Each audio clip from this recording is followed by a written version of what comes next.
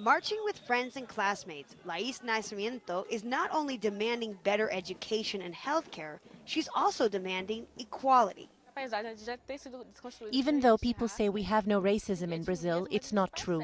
We are the majority of the population, but we don't have economic or political power. Like most people in the state of Salvador, Lais is Afro-Brazilian. But unlike many of her fellow protesters, she didn't grow up in a middle-class family. She lives in a poor neighborhood on the outskirts of the city and is the first person in her family to ever go to university.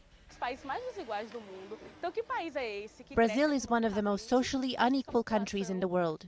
We're selling the image that everything is good and will host a World Cup, but it's a country that denies opportunity to its own people. Brazil has the biggest black population of any country outside Nigeria.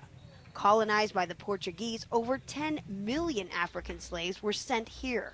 Salvador was the capital of the slave trade in Brazil, and Brazil was the last country in the Americas to abolish slavery.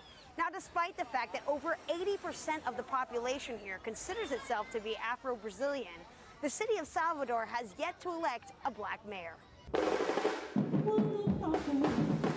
Although Afro-Brazilian culture is celebrated throughout the country and internationally, statistically, blacks here suffer the worst when it comes to access to education, healthcare, and high-paying jobs. Even with such inequalities, Professor Fabio Lima says fewer blacks than whites are going to the protests.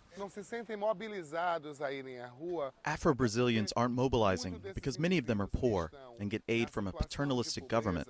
This creates dependency and makes it hard for them to question authority. But for young leaders like Lais and her generation, that may be changing. And now they are seizing the opportunity to make their voices heard. Rachel Levin, Al Jazeera, Salvador, Brazil.